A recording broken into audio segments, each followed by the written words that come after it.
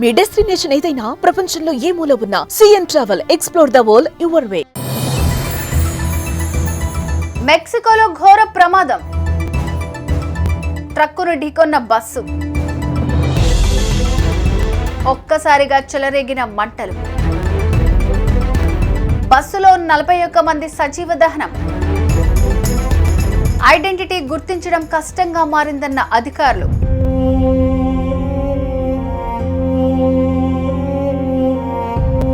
Mexico దేశంలో ఘోర ప్రమాదం చోటు చేసుకుంది. అతి వేగంగా వచ్చిన ఓ ట్రక్ బస్సును ఢీకొట్టింది.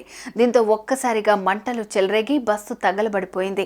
ఈ ఘటనతో ఆ బస్సులోని 41 మంది కాలి బూడిదయ్యారు. వెంటనే సమాచారం అందుకున్న అధికారులు, రెస్క్యూ సిబ్బంది సంఘటనా స్థలానికి చేరుకుని సహాయక చర్యలు చేపట్టారు. మృతదేహాలు కాలిపోవడంతో వాటిని గుర్తించడం కష్టంగా మారింది.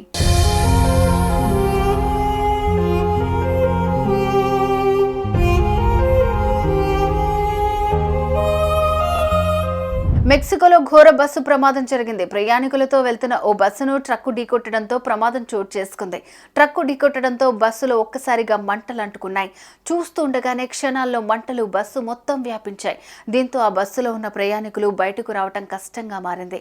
ఈ నేపథ్యంలోనే ఆ బస్సులోనే ఉన్న 41 మంది ప్రయాణికులు మంటలు అంటుకుని సజీవ దహనమయ్యారు. మరికొందరు గాయాలతో బయటపడి ప్రాణాలు దక్కించుకున్నారు. ప్రమాద సమయంలో బస్సులో మొత్తం 48 మంది ప్రయాణికులున్నట్లు అధికారులు తెలిపారు. ఈ ఘటనలో ట్రక్కు డ్రైవర్ కూడా ప్రాణాలు కోల్పోయినట్లు అధికారులు వెల్లడించారు.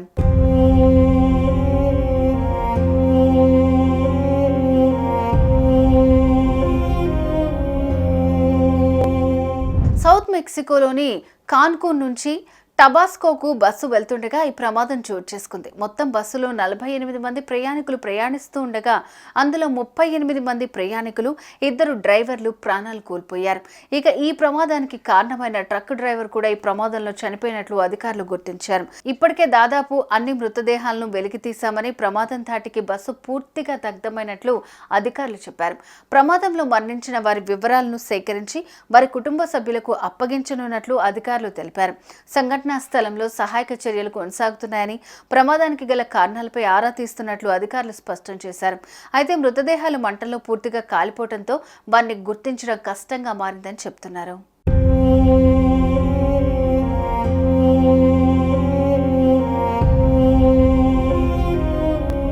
ఈ ఘోర ప్రమాదంపై టబాస్కో రాష్ట్రంలోని కొమాల్కో సిటీ మేయర్ ఓవిడియో పెరాల్టా తీవ్ర దిగ్భ్రాంతి వ్యక్తం చేశారు. మృతుల కుటుంబాలకు సంతాపం తెలియజేశారు. మృతుల కుటుంబాలను అన్ని విధాలుగా ఆదుకుంటామని హామీ ఇచ్చారు. ఇక గాయపడిన వారిని హుటాహుటిన సమీపంలో ఉన్న ఆసుపత్రికి తరలించి అత్యవసర చికిత్స అందిస్తున్నట్లు వెల్లడించారు. ఈ బస్సు ప్రమాద ఘటనపై సదరు బస్సు ఏజెన్సీ స్పందించింది. ప్రమాద సమయంలో బస్సు పరిమిత వేగంలోనే ప్రయాణిస్తోందని, ప్రమాదానికి గల కారణం ఏంటి అనే దానిపై ఆరా తీస్తున్నామని వివరించింది. ఈ కేసు దర్యాప్తులో అధికారులకు పూర్తిగా సహకరిస్తామని బస్సు కంపెనీ స్పష్టం చేసింది.